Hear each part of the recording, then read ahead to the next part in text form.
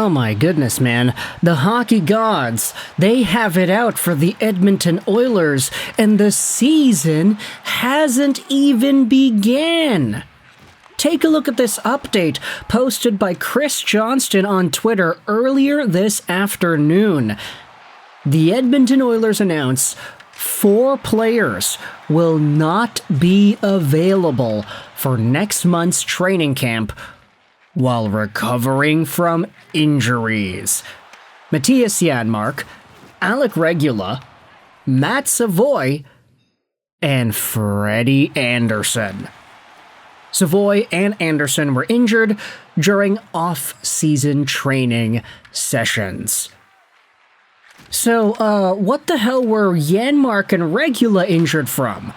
Off-season recreational fun sessions? Walking down the street? Were these guys going cliff jumping and they landed in a weird way? What in the world happened to the Edmonton Oilers that not only do you have 4 guys that are already hurt and not participating in training camp, even though that's going to happen a month from now, and you also have the freaking starting goaltender to be, who is also out and about. I've seen this comment everywhere. On Twitter, it's the top comment on Reddit, but Frederik Andersen is already in mid-season form. Here's a comment from our hockey. Absolute Zero says that Andersen is injured in the offseason. The hockey gods are real, and they hate Connor McDavid specifically. A reply says, when is Andersen healthy, honestly? Since his last year in Toronto, it seems like he's always sort of hurt. And a Carolina Hurricanes fan replies, he only stayed upright as long as he did during our cup run because we kept sweeping folks and handing Freddie long breaks in between rounds. And only seeing 22 shots a game probably helped as well. Here's the thing about Frederik Andersen. I think that honestly it's fair to say when Freddie is on his game, when he is legitimately healthy and suiting up consistently and stringing together starts and stringing together positive results, this is a guy who can be great.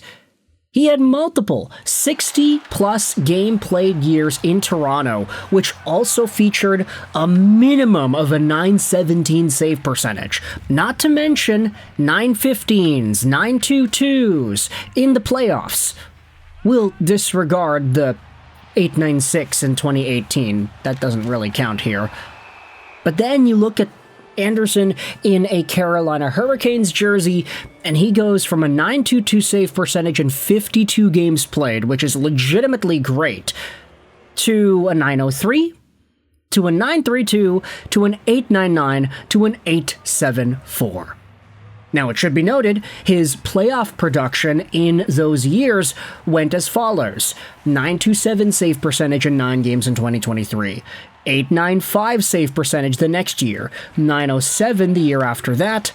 And then finally, a .910 save percentage this previous campaign, which included 3 shutouts and a .189 goals against, period. Frederik Andersen only lost 2 games all Stanley Cup playoffs. And you gotta remember, he only played 3 games against Vegas. It was Brandon Bussi who shut the door there. Frederik Andersen didn't even last as long as he could have in a normal starter's role this playoff run. And the gosh darn Hurricanes only lost however many games that they lost. 3 total? They had one of the most dominating playoff runs we have seen in recent memory, yet Frederik Andersen still could not play all the games. I mean, I get it, there are goaltending issues sometimes. Sometimes your starter gets a little bit cold and you have to go with the backup for a period, or maybe you go with the backup for a game or 2. It's possible, it happens. Sometimes you need a shakeup.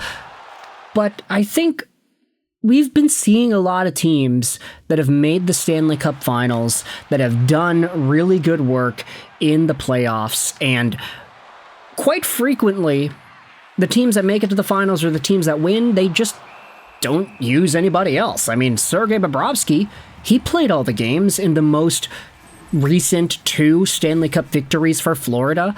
The year where Florida lost to Vegas in 2023, Bobrovsky and Lyons split the load for a few games there. But the other years, Bob played every single game. Having Freddie Andersen not hold up as long as he could have is already an indictment against him and his overall health, which has been in question for the past few years anyway. And now he's in Edmonton, and this issue is arising again. And I'm thinking about it like this, goaltenders are so weird voodoo and all over the place that any goaltender that misses a significant amount of time and ends up missing parts of training camp, I don't know about you, but it usually doesn't spell good things. Like, I'm thinking about Jeremy Swayman the other year, where he ended up missing a significant chunk of camp because he was not signed. That was an entire thing that set the Boston Bruins back, because when Jeremy Swayman inevitably signed, training camp was already going on, he came in late, and guess what? He kind of stunk. He was great the next year, but it happens because if guys don't start off their season on the right foot, if you have goalies coming into their organizations cold when everybody else is already warmed up because they've been training for a bit, then you kind of get left behind, and that opening momentum from everybody else is so big that it takes ages for you to play catch-up, and you're playing catch-up whilst the regular season is going on against NHL competition because you're getting tossed in the games.